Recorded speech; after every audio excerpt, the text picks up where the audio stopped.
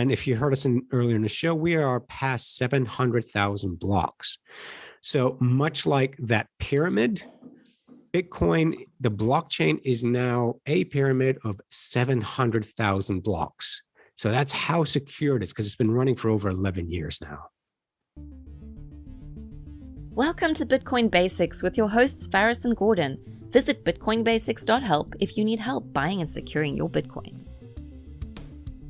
Join our Bitcoin Basics community in our new Telegram group at bitcoinbasics.help/telegram. No ads, no altcoins, shitcoins, no other nonsense, only Bitcoin information, education and discussion at bitcoinbasics.help/telegram. Hello, everyone. Welcome to another episode of Bitcoin Basics Podcast. You're here with your hosts, Faris and Gordon. It is 20th of September, 2021. The price of Bitcoin is sitting at $47,235. The block height is 701,339. And I am trying to find how many Satoshis per dollar before I finish this sentence, and it looks like I'm going to fail. And yes, I have. How many Satoshis per dollar, Gordon? Can you see that? I found it. 2,117. So our topic for today, Gordon, is Bitcoin secure? And we were just talking off screen earlier while we read an article. This is just following up on our last podcast. We talked about El Salvador, and they're saying that Bitcoin works on the Silicon Valley of move fast and break things. So how can something be secure when it's working off the policy, move fast and break things? So can you explain those to us, please? Well, the short answer is it can't. So that is the motto of other popular blockchains. They kind of treat, Bitcoin is software, blockchains are software at the end of the day, but yeah, sort of move fast, innovate. And, if you've got a bug, it may only affect, $1 billion worth. No big deal. We'll just fix that. Yeah, no problem. So other blockchains like Ethereum have actually done rollbacks. So they've actually rolled back to previous points in time of transactions. So sort of your trust or security in that blockchain on that network pretty much goes out the window at that point. But Faris, we could talk about this forever. Why is Bitcoin secure? I've come up with a list of reasons why, but perhaps how about you start? And something that we discuss quite a lot on this show is proof of work. So what is proof of work and how does it make the blockchain secure? Yeah, I love, once I understood how proof of work works, it really helped me appreciate and understand Bitcoin even more. So the example I like to use most often is the pyramids. The reason I like to use those is if you think of each stone in the pyramid, they weigh about 4 tons, each one of those stones. And you think of how hard it would have been for them to move 4 tons of stone 5,000 years ago. It was a lot of work. So one stone, then another one, and then you work your way around and form a pyramid. So that's why it took such a long time for them to build those things and a lot of work involved. So you see the proof of work. Bitcoin and the blockchain work very much the same way. So every transaction that's sent from one person to another using Bitcoin is lumped into a block. Not each transaction is processed individually. Every 10 minutes on average, a block of transactions are processed. So if I were to send Gordon some Satoshis, someone were to send me some, and then Jane were to send some to Paul, who's on your side of the world. All these transactions are processed in a block. Once that block is processed, then it's basically set in stone in that it cannot be reversed. This is actually very different to, say, a credit card transaction. If you use your Visa or MasterCard, it's instantaneous, but the settlement can be 90 days later, which basically means over the next 90 days, that transaction can be disputed and can be reversed. That doesn't happen in Bitcoin. As soon as that block is processed, it cannot be reversed. So that's block one. And then the next block is built on top of it. And then the next block on top of that. And if you heard us earlier in the show, we are past 700,000 blocks. So much like that pyramid, Bitcoin, the blockchain is now a pyramid of 700,000 blocks. So that's how secure it is, because it's been running for over 11 years now. If you enjoyed this podcast, please subscribe, like, and share so we can find others like yourself.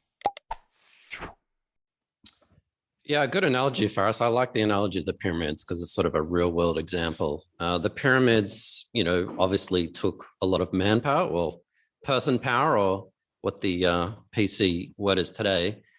It wasn't a small scale model. It wasn't made out of wood. It wasn't made out of paper. You can actually see work. In other words, you can see proof of work in what they did, taking hundreds of years and people. So it's the same with Bitcoin, as Faris mentioned. There's power, and we call that hashing power, which is just a fancy way for computing power. That uses real world electricity. So people have to use and spend money for electricity.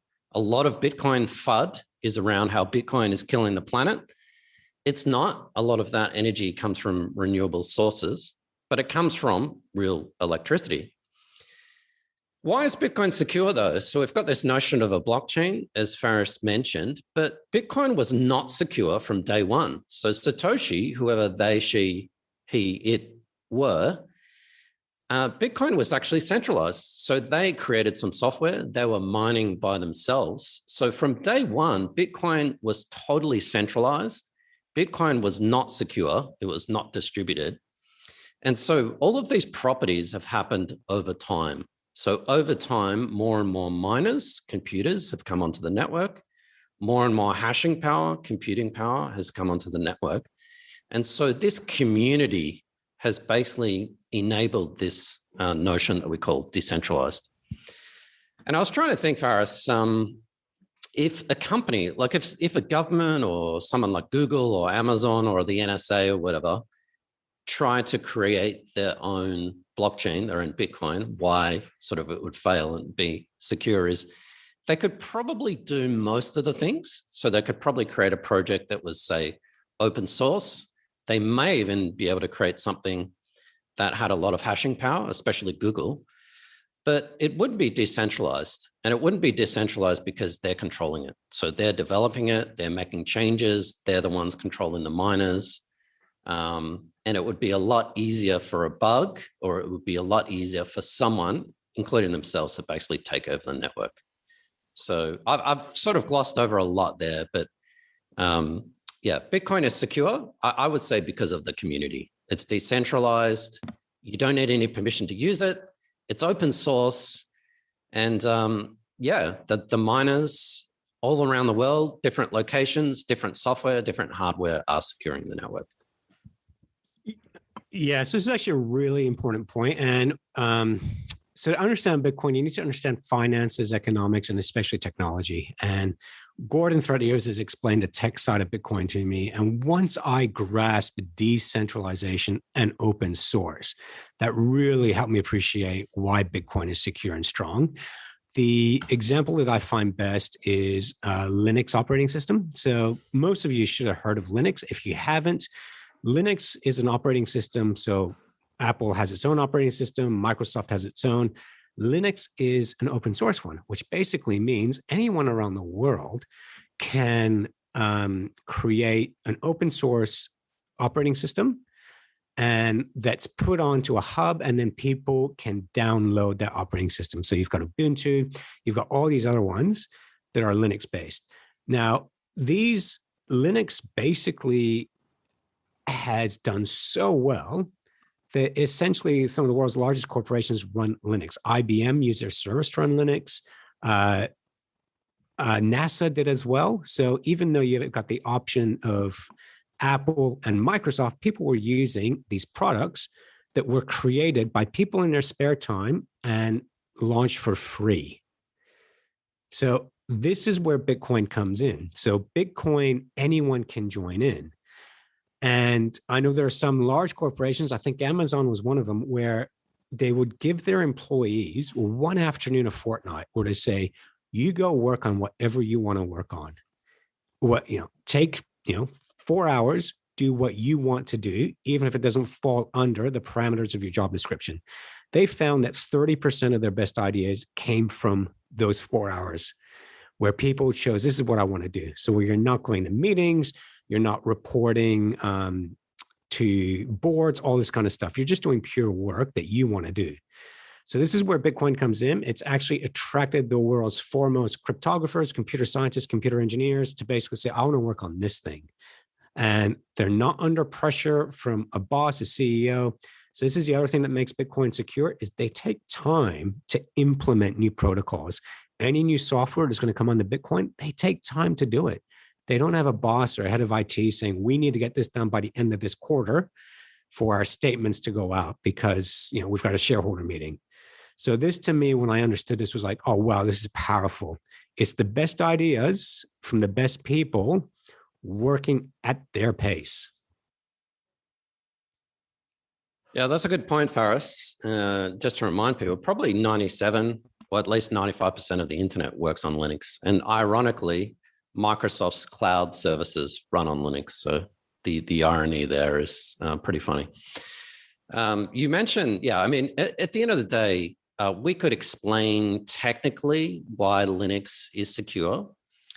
And we could create a new blockchain today or tomorrow. But actually, the most important reason, and Faris has mentioned quite a lot, is the community. So between the developers, the miners, the users, and the businesses, you've got these amazing, smart people from all corners of the globe using, developing, and creating this system. And that's really the power of decentralization, in that no one can control it. You can join, it's open source. You don't need any permission. You don't need a license. You don't need to take a selfie with your passport. You can just start using it. And so that's kind of why that's sort of the power of Bitcoin and why it is secure and why it will continue to be the most, not only secure blockchain, but the most secure computing system in history.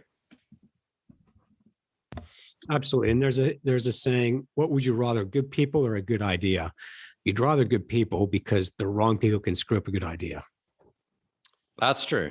And speaking of good ideas, Faris, bitcoinbasics.help. If you want to check out some of our other podcast platforms, social media links, we've also got playlist tutorials. We've got a playlist on decentralization if you want to check out that as well. We've got a Bitcoin help desk. And if you are looking at buying Bitcoin, head across there and get started. We've also got some recommendations for Bitcoin products and services. So bitcoin.basics.help for all your Bitcoin related needs. Cool. Thanks for listening, everyone.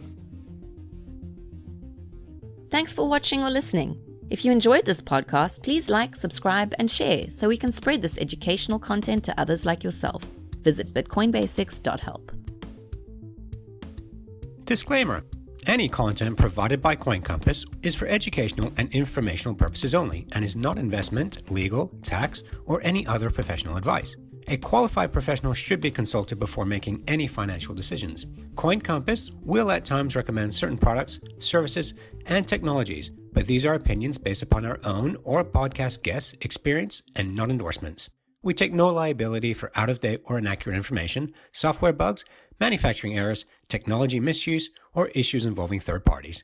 Visit coincompass.com for more information and please contact us.